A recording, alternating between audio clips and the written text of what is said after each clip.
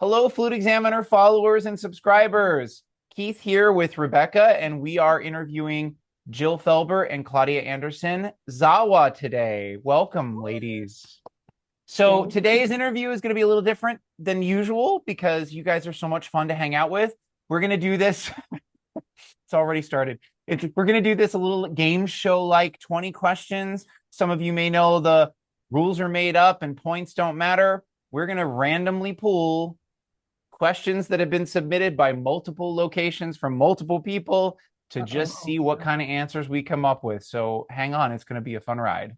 And knowing All the right. people that this is gonna be bad. Exactly. All right, you guys ready? Yes. Okay. Rebecca's got the first I'm question. gonna shuffle them up here. Okay. Not looking, not looking, not looking. Okay. Share a lesson you've learned from a mistake or failure. Starting off serious. Yeah. All right. We don't make mistakes. I know. We're still How can we- waiting. How can we answer that question? We need another question.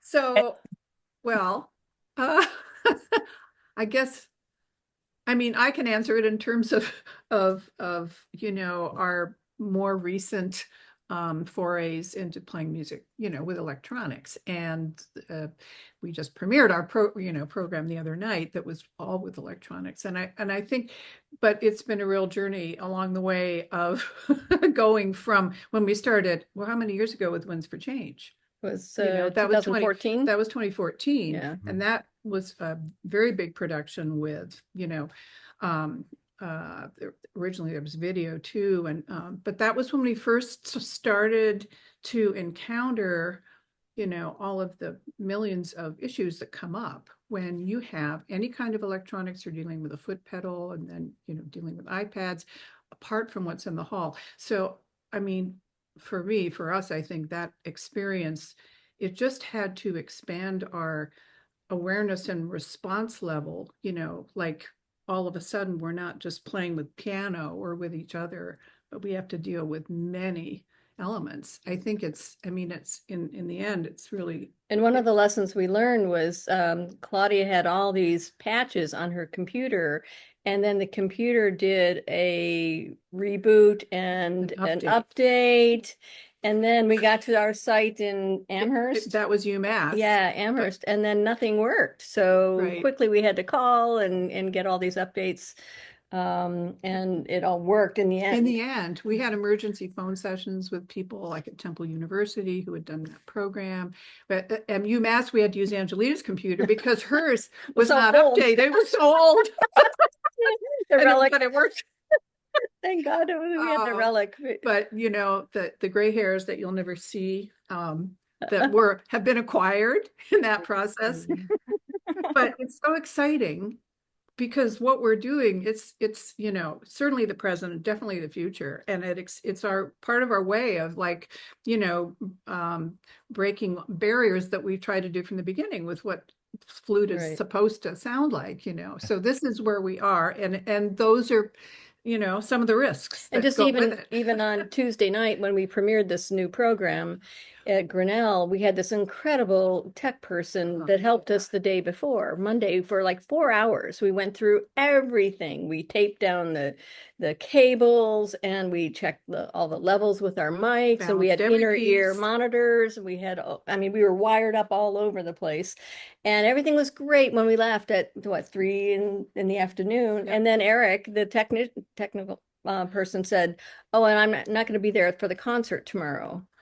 And so there was a student in charge, but that problem, that was, and I'll just, it's probably more than information than you need to know, but the whole question of technical, what is available, right? And schools and concert societies, and everybody's up their game hugely. A lot of that happens since COVID, as we know, like what we're doing right now, is partly a result of the pandemic. But Grinnell, which has one of the most beautiful halls we know, has also one of the oldest, clunkiest recording systems too, for various reasons. And this was a cable. It was cabled, and Eric had warned the student, about that. But he couldn't do anything. And honestly, there was nothing to do during the concert. So it wasn't wasn't a disaster. No, just one speaker on the stage wasn't But working. the way everything had been set up, it made a difference in how we were heard and how the electronics were yeah. heard. So That was a lesson. it was a lesson. Yeah. Yeah. Anyway. And always charge your batteries.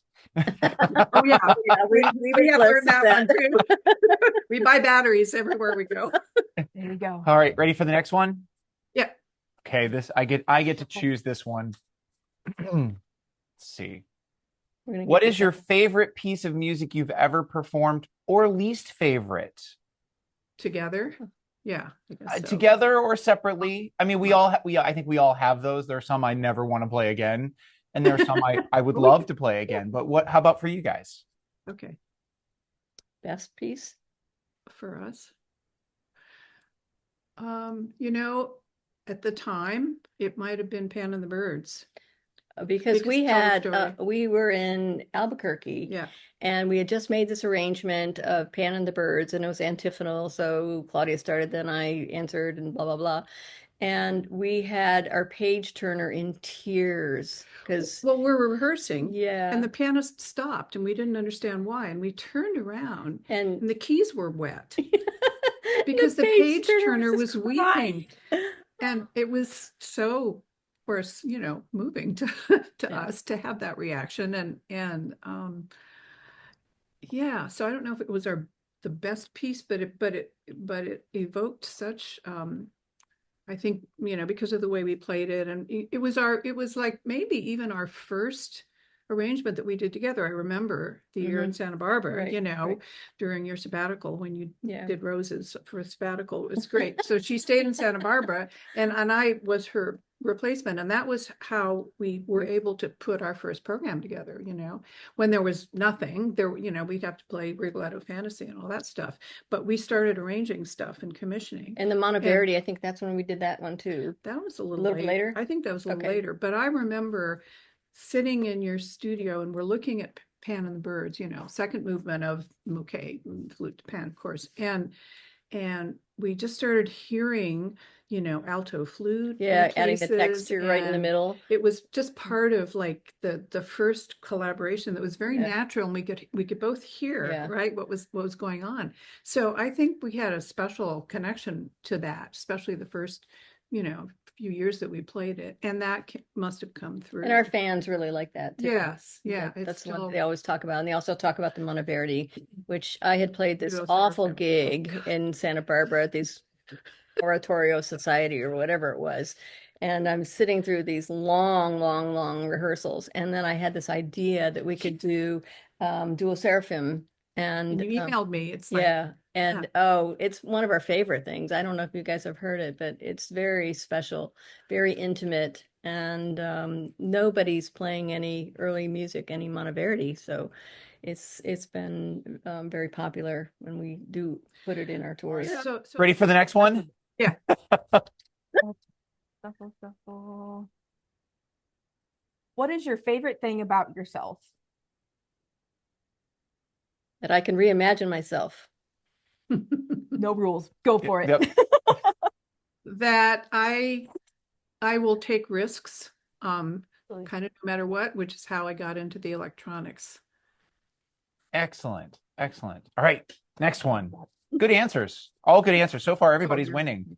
Do we have- Oh, wait, let's keep score. I know we're keeping score. It's I have 0-0. Tell us what our score is. 10 and 20. All right. Which Okay. 3 famous people would you invite to a dinner party? Ooh. oh boy. A living or dead? Dinner party. Huh. Wow. I'd invite Kamala Hillary and one more. Hillary Clinton, should I say? Yes. That's- Yeah, I think we all know. And Lady Gaga. Ooh. Okay, that would be a good tea party. Oh, fun.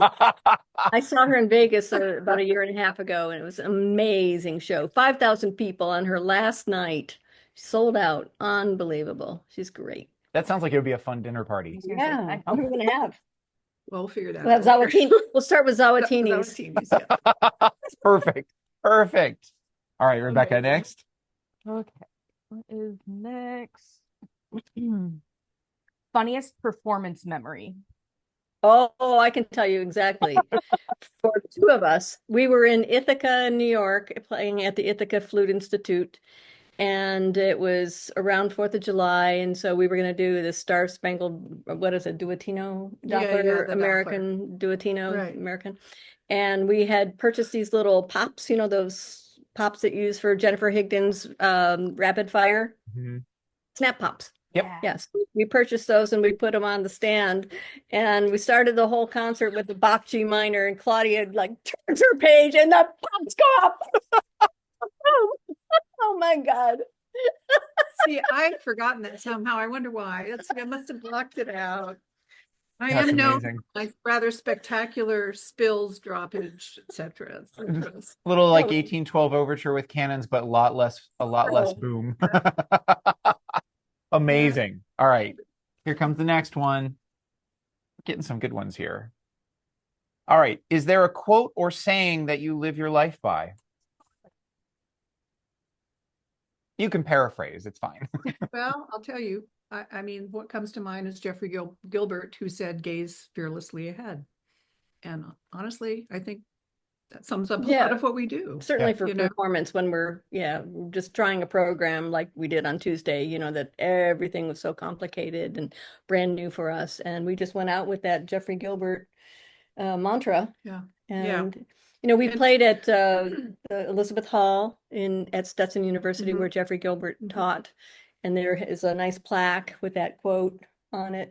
And we've Yes. taken a picture of that. It's where we premiered we can talk about this later, but it's where we premiered our first commission, which was, Jennifer Higdon's Running the Edge. So, Awesome.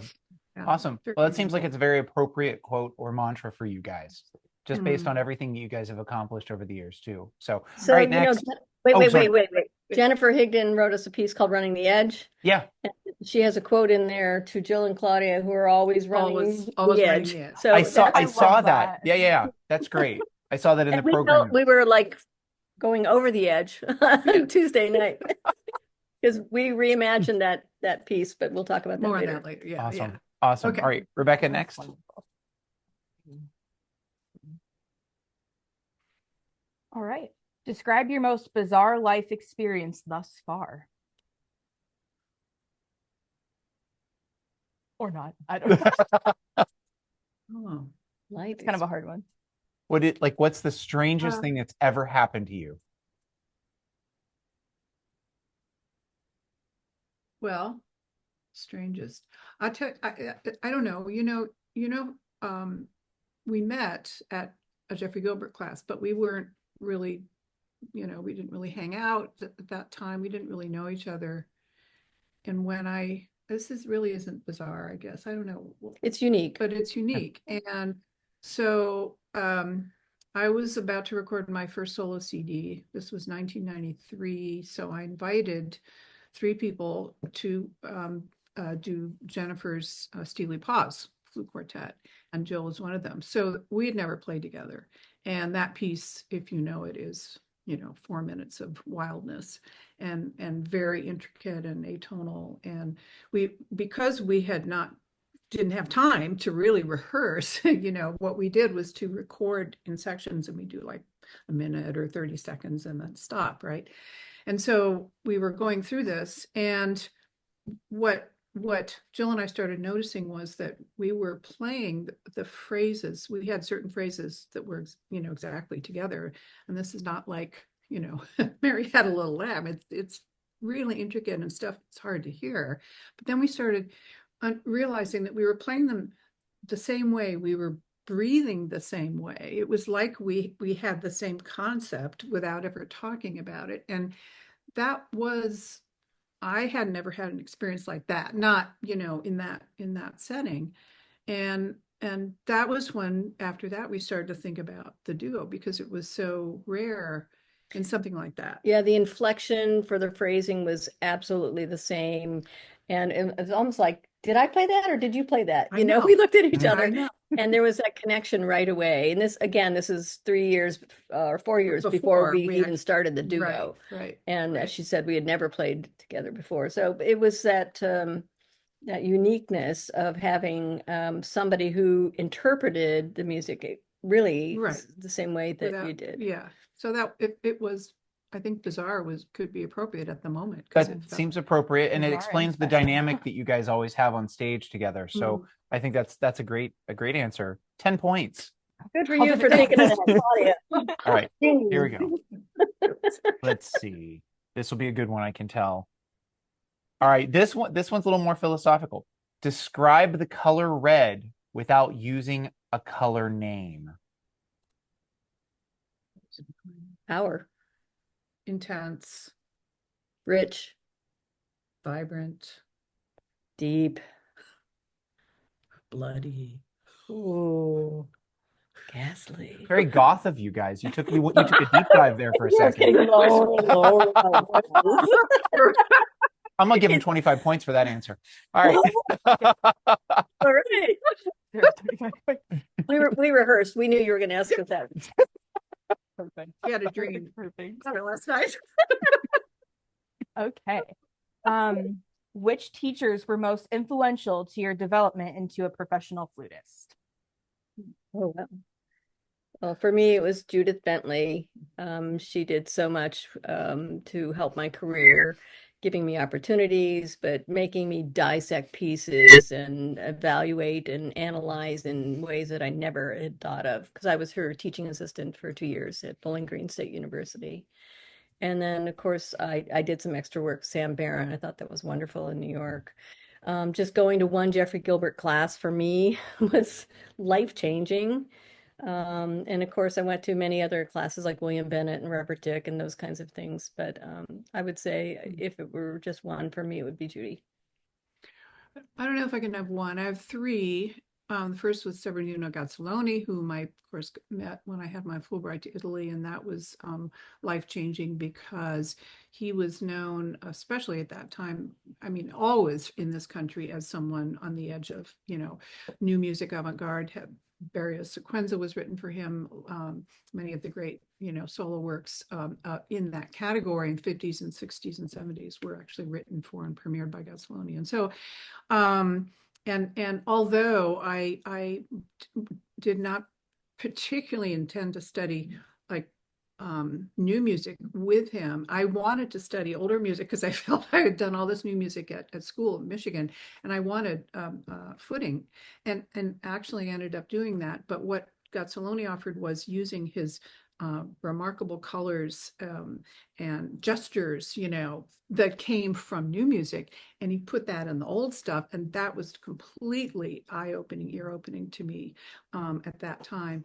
Tom Neifinger is the other one. I studied with him a relatively short time, and he was a very not an easy person to work with, but he taught me a lot about rigor and discipline, because he was very unfiltered, and he would say things that would really put people off, like, how did you change that rhythm, and we'd be playing some simple Divian duet together, and he would do this on purpose after I'd played some, Paganini Caprice, and he wouldn't say anything, and they set out this little easy duet, and I really learned some excellent lessons in that way from him, because he was really remarkable, and tragic life really in the end, but very influential to me. And the other person is Jeffrey Gilbert, for sure, no question. Just his own sense of rigor and standard. And I still remember the first technique class we all did, we'd be playing scales the first 45 minutes of the day, top D, and we weren't doing that at that time, it wasn't the American way exactly. And it's like, oh, top D, but there were like 40 professionals trying these top Ds, and we all sounded terrible the first 2 days. But then it was exhilarating because we heard everybody playing, and he just was very matter of fact about it. And he said, "Well, that's your job. It's your job. Don't give me this, like, woo, it's just your responsibility." you know? And actually that changed my teaching philosophy too. Yeah, So me that too. after being at that class and doing that technique class with all Mhm. these professionals who had college teaching jobs and major symphony orchestras, and we were all having trouble. So I went back and incorporated that with my studio class, and they weren't happy. Yeah. A 'Cause lot it of was us tough. did that. Yeah. Yeah. Yeah. Excellent. Yeah, I think it's nice to reflect on what our influences are from our own teachers, and good and bad. We learn either way. So it's Right. good. That's excellent. All right. Here comes another one. Buckle in. What is your ultimate comfort food that always puts a smile on your face? Mhm. Or Um, drink. Drink. well, comfort. Both are acceptable. No, I think we better say food. Drinks, that's a totally different category for us. Barista, and a bartender, and a Yes. mixologist, and everything. Another So we could go little on for the area, next 45 minutes about that if you'd like. No, Well, no, that dinner party sounds like it's going to be a good time. yeah, Somebody- no, my comfort food from when I was a child in Worcester, Ohio, there was this bakery, Moore's Bakery, and they would make what were called their cream sticks, which is basically a Long John with maple icing and God knows what the white stuff is inside, but that was the best. And I still seek that out. There are still a few places that will do it. So mine was in college, they had at University of Michigan, they had something called a Fraggle. And it was I a remember that. bagel that was fried, and then it had all the cinnamon, and oh my God, it was incredible. So everybody did Fraggles on Sunday morning, and that was kind of a nice release from the week. So yeah, I think Fraggle. Awesome. They both sound really good. I was gonna say, now that I'm starving. Okay. Now you want to hear about our drinks? You know what? actually, yeah. Pick your favorite. Tell us about it. Go ahead. All right. Oh, we're going. Yeah. Okay. I was waiting for the drink, so like, that's totally fair. Okay. What's a great book that you read recently? Recently. The ZAWA practice method. Claudia and I had a lot of fun. I was in, where was I? Florence, at this book bindery. It was amazing, and it had this wonderful cover. And then I made a red velvet binder, and I had some gold leaf put on ZAWA practice method. And you open the book, and it's completely empty. Blank. It's a book. So when we were practicing for this concert we did 2 nights ago, which really, let's say, kicked our butt in a way that hadn't happened in a long, long time. Jill said that she consulted the ZAWA's practice method when she was having special trouble, and it helped. It helped her too. Yeah, over the internet we were comparing notes. She goes, "Oh, I'm better now too." I will tell you one real book though. Do you understand the book? Yeah, it's just empty. Yeah. I love it. Yeah, some days that's my practice method too.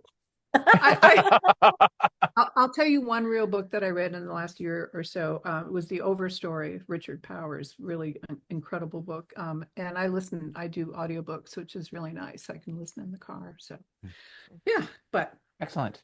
Not quite as good as the ZAWA method. Nothing can top it, honestly. Yes. I get a point for that. I think you get 50 points for the ZAWA practice method. 50. All right.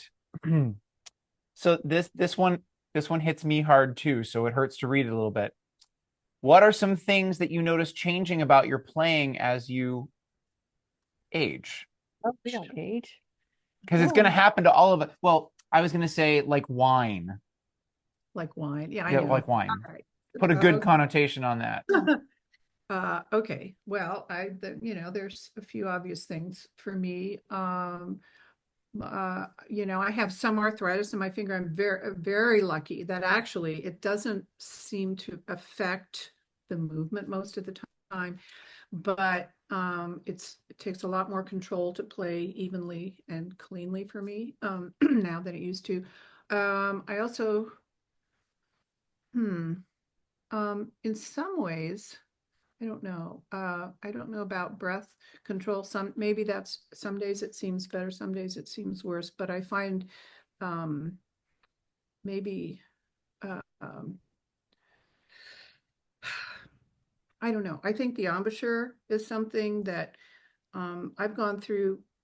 I think a lot of us do this too, and I don't know if I guess it's aging, but it doesn't necessarily happen when you're older. But we change, right? I mean, physically we change, not only our preferences, but stuff, happens with the lips. And I've had that happen several times over my career in ways sometimes good, sometimes, a little concerning. But on the positive side, I mean, just interpreting is so much easier.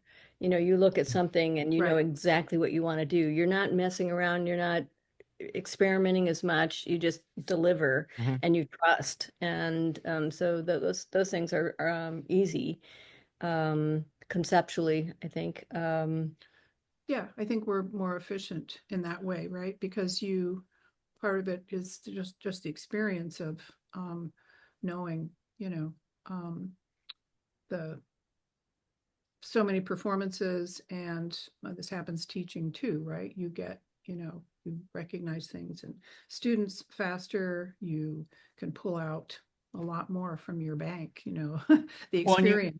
and you guys have the ZAWA practice method memorized now. We're working on volume 2. 50 points for volume 2. Yeah, when I saw that question pop up in the submissions, I was like, "Oh, this one hurts." So, It's but great answers. It's the positive of the maturity and the development, and you I think like you guys, you work around whatever physical stuff Sure. happens because you've developed that skill to manage it. So that's great answers. And Great answers. we worked with the students to make sure that they're not overusing, having any hand overuse or Mhm. any carpal tunnel. I have my students take breaks after every 25 minutes of working on technique and using a lacrosse ball to just make sure that everything feels good in the wrist and the hands and on the side of the hand and all the way in forearm and even shoulder area because you can get some hidden tension there. Just knowing that even 25-minute bursts are really more efficient than trying to do a 45 to 50-minute session. Yep. And I think the whole idea of flexibility, adapting, reimagining. I mean, you have to do that. We all have to do that, if we want to move forward and nothing really stays exactly the same, and we have to just, I think, be aware first and then find solutions. I see a theme developing here. Oh, Well, imagine. All right, Rebecca, next one. We'll do a couple more and then we'll hit the really important questions at the end. okay. All right. How long would you survive a zombie apocalypse? Why? ZAWA does the zombies. We are full force. I think ZAWA takes down the zombies. There's not a problem. Yeah, not a problem. Not a problem. Not a problem. Oh, ZAWA. Who are you gonna call? ZAWA. I'm going to give them 71 points for that answer. Oh, I'm glad you answered that. I was going to have a problem. Double it. You get those points. All right, I'm That's- seeing that's 3,000 good. points by now, right? No. I'm seeing 4,000. I don't know how you do that. All right, let's see. What's your favorite way to unwind and relax after a long day? Oh, well. Okay. Martini. Now we can talk about the drinks. All right, Grey Goose, no vermouth, slightly dirty, 2 blue cheese olives, and gun it. But that's her go-to, and Yeah. you'll look at like 10 different drinks, and then I think I'm going to have. I will be more adventurous and Yes. try different things. And I love a great martini too, but not that kind. And mine would be with gin and a twist, but I'm a great bourbon lover, and it was part of what got me into wanting to do more with mixology, and create cocktails. And I'll give you an example of one that 2 years ago, we met in LA, Oh. and this was actually at the end of the pandemic. We had not physically been together since the pandemic. So we just had a And vacation. we had a vacation. We found this restaurant in the Warehouse District, and they had a drink called Never Say Never, and it was so delicious. We copied the ingredients, and it was a version of Manhattan, but pretty complicated, and one of the cool things about, current mixology, cocktail making is all of the amaros and the vermouths and This one had that bitters special arugula bitter. yeah, arugula bitter.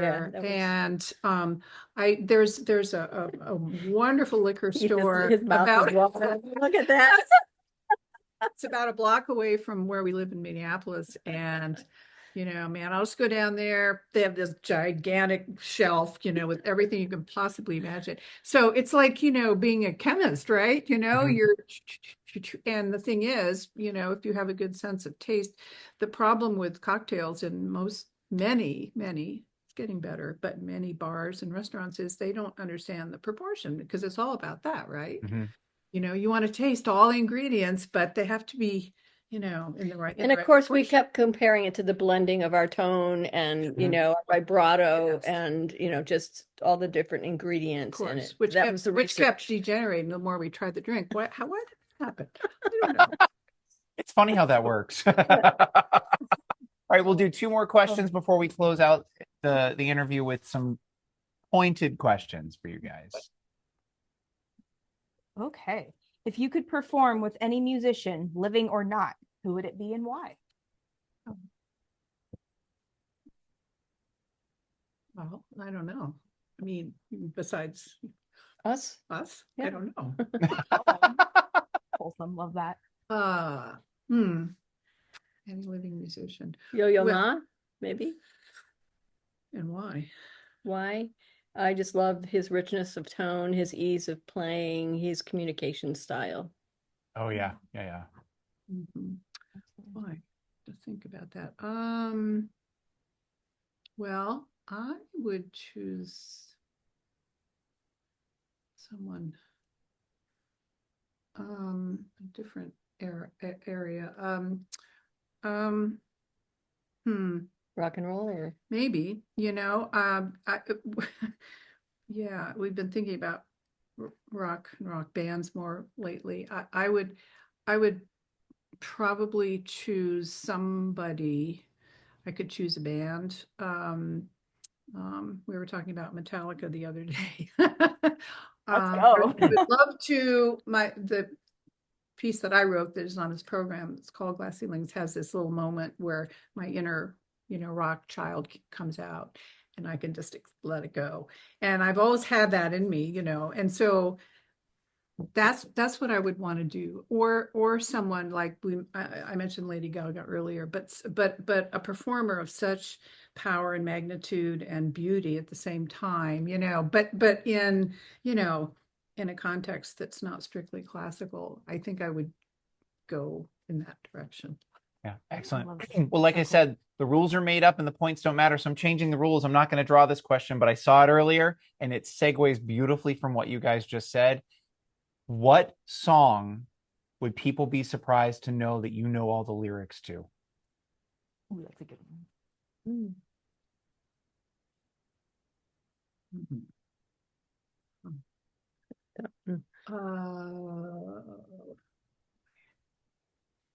something from the 70s?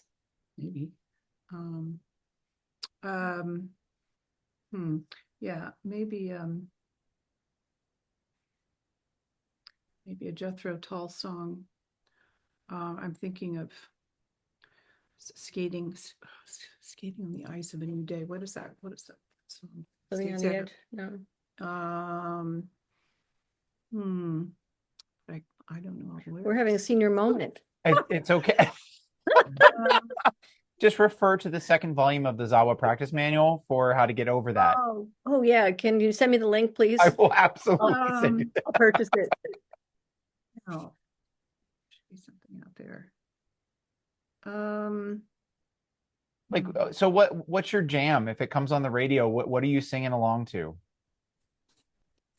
Eagles could be early James Taylor.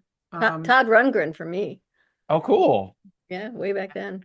Yeah. Or the Ramones. Oh, yeah. Yeah, I mean, Simon and Garfunkel, actually yeah. such amazing lyrics. Yeah. That I probably know a lot of that by heart, actually. Sound of Silence. I mean, when you think about talk about power of, the word, and Paul Simon's been a genius at that. Absolutely. Yeah. All right. So now we have a couple serious questions, because this is the tie up the loose ends for our interview, because you guys have a lot of stuff to do this week. So you guys have been together around 27 years now, right? Yeah. Talk about how you guys reimagined, there's our word, and promoted yourselves to stay relevant. And I know we've already talked about, moving into the electronic music. When you guys are coming up with the concept of how to keep yourselves relevant to what's happening, how do you what do you take into consideration for choosing repertoire, commissioning a composer?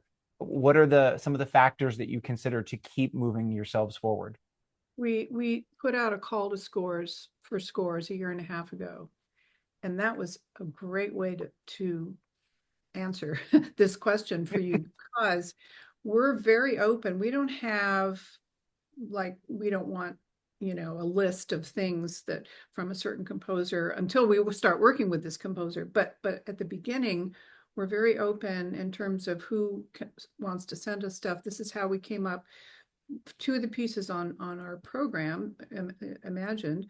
One was Sarah Basingthwaite, whom we all know, who's established flutist and composer. That was a premiere. And another was this young emerging man called Marcus Moore, who's a grad student at the University of Hawaii. And so they were two people who sent us scores vastly different. And, and you can go into this more, Jill, but one of the things that we do, it sort of ends up testing the composers as well as us, but they have to be willing to work with us, because what happens is, if and this is our most successful pieces, let's say like Winds for Change, Cynthia Folio, we worked with her and had a lot of demands, actually, because we had such a clear vision of what we wanted, and she was confident enough in herself and flexible enough that she could work with us. And somebody like Marcus, who's just starting out, he's just taking it all in. And he recently actually put something out on Facebook, because we're going to do this thing, for NFA's 50th with a piece of his. And he said, I have to thank Jill and Claudia for getting my footing as a composer started, because, we did a lot of work with him, and he said it just really changed his whole approach. So, I mean, that's one way of answering this. Yeah, and like with Cynthia Folio, we had a phone conversation or a Zoom no, Zoom wasn't even. No, there wasn't. Yeah, long phone conversation. But we had this shopping list. I mean, we said we wanted to start on opposite sides of the stage on alto flute, and then we wanted to build, and then we wanted to have some patches of sounds, some raindrops and all kinds of shepherd's tones and things like that, so that we could manipulate that while we were playing. And that we wanted cadenza, and then we wanted a cacophony in the middle, a breakdown, and then we wanted a beautiful ending that was like George Crumb-like. Yeah. And she goes, oh, really? All in one piece? And we actually called it an opera, we wanted like a flute opera. And she just made this magnificent 14-minute piece with all of that stuff. It doesn't sound like a catalog of sounds in our requests. It's just beautifully, organically put together. And what that has done, that was the foundation. It was originally written for a string orchestra and percussion, but then it evolved into a flute ensemble, as you guys know. And 9 players plus percussion. That is what we have ended up touring with since, the last half dozen years. And what this does is it is a beautiful community builder wherever we go, because we did this in Ecuador, we do it all over the country, and you take studios, where we might be based, but then the host will amateurs, often yeah. bring in, good amateurs, professionals from the area, and they love it. They love coming in and being part of this experience. Mhm. And so they can be part of, the live moment of this piece, which is so powerful and moving. And if that's not relevant, I don't know what is, and it is, of course, it's based on climate change and all that. But I think the part of being relevant is being able to draw people into what you do. And And also to take standard literature and reimagine it, instead of one flute, it's two flutes, and make a dialogue and make it a little bit, more complicated, and more interesting because of that communication between the two of us. yeah. For instance, the Pan and the Birds, or the Monteverdi and the Barbie Adagio, we split that up, and then we did alto with C flute, and it's real orchestral just by adding a secondary voice Barbara to some. Canzone. What did I say? Canzone, Adagio. Adagio, Yeah, I'm sorry. but Canzone. Canzone, right. Thank you. Yeah. Yeah. And so that makes it relevant because the flute studios and the teachers know these pieces, but it gives them an opportunity to work with their students in a chamber music format, for that same piece. Yeah, Yeah. excellent. Well, and you guys are joining us from Texas, correct? Mhm. Is that Because where we you're are? yeah. Wait, So that's our because Tuesday. you've started your Reimagined tour, and I have your website link that you guys sent me. Are all the tour dates listed on your website for that? They are. Excellent. They are. That's good They are. for those subscribers and followers around the country. They can check in and see what you're doing. Do you is there anything coming up that with the tour or beyond the tour that you want to share with us, or just hint at some projects or anything you'd like to share? Yeah, well, Claudia hinted at our rock idea, and we're going to work on some. We already have some ideas of licks that we're going to put against something that either, a composer we already know is going to send us, or someone else. And so we want to have like a rock band behind us, and it's going to be really relevant and fun. And we've been talking about it for We've been talking 25 about it. years. We wanted Jennifer Higdon to do it, and by the time, we asked her, she was already like famous enough that she said, well, maybe 3 years. And said we couldn't wait. So anyway, it's been a while, but yeah. And well, Well, we've been doing a lot of stuff with Angelita Floyd. She's our conductor, and so we call it the ZAWA tour. And so we have something coming up at Stetson in January, and then you and I have something up in Duluth, Minnesota in February, and then in March we're going to go to Kansas, right. and for the Flute Society there, and then and it'll be a combination, I think, of our like Reimagined program, and then things with Angelita, and then, and I mean, should we talk about the NFA celebration? Absolutely. So it's Miyazawa celebration. It's right. Yeah. The Miyazawa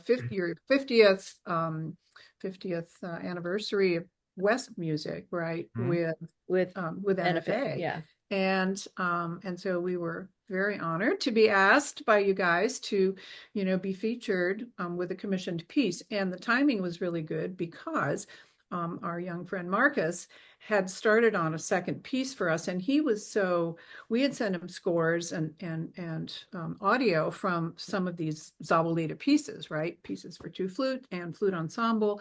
And he loved the flute ensemble writing. And so this piece he wrote was in soundtrack form, but essentially it was a flute, ensemble score. And so that's what we're going to work with him on, and we'll extract some parts for ZAWA, so that will be a feature. Right. And then we need to rebalance a few of the instrumentation ideas that he had. But pretty remarkable top Miyazawa artists who said, yes, right, yes, I'll play, we'll do it. We'll do it. So it's right gonna be away. so exciting, and it'll be so great for Miyazawa, I think, to see, this like happening. And the commission, the idea was something for the two of us, but this is where it's so great to be able to expand, and we'll have 10 people. And I hope people know that ZAWA is extracted from Miyazawa, but I just want to say that for the people that don't know us from the beginning. Right. Clarification is always good, but ladies, it's been a pleasure. It's always wonderful to see you guys, and I hopefully will see you before NFA, but if not, we'll see you at NFA for sure. But thank you for submitting to questioning this morning. I know you guys are Wait a minute. What's our What's our won? tally? What's our tally? Rebecca, you're keeping score? I have 10,000 to 9,000. You're not telling us who won. Let's Okay. not. No. We'll work that out. We've Rock, changed. paper, scissors. Yeah, those rules. We average everything out anyhow. So Yeah. The rules were made up anyway. So. Kind of like the ZAWA practice method. Right. Okay. I can't wait for volume 3. No, but thank you so much. I know you guys are. Great work. Yes. I know you guys, and you know what? You are enough. Thank you. Yeah, Thanks. you guys are wonderful. It's always a pleasure, and thank you so much. I know it's a really busy week for you guys. We coordinated a couple different times to make this work. I'm glad it did work. Yes. And I know from the bottom of my heart, it's always a pleasure to talk to you guys. We will get this edited and put up so that it'll be up by the end for our next edition, which is just at the end of this month. So it'll be up in time as your tour is just really getting kicked off. And so thank you for sharing all of your laughing and your memories with us. We really appreciate it. You don't ever laugh. No. I'll speak for Thank myself. you. We loved it. We loved it. Yeah, I loved getting to know you guys more, and you're just like such fun, special people. So I know Keith has a little bit more experience with you guys, but this just reiterated how special and fun you guys are. So thank you so much. Thank you. Yeah, absolutely. All right, thanks guys. Bye-bye. Bye-bye.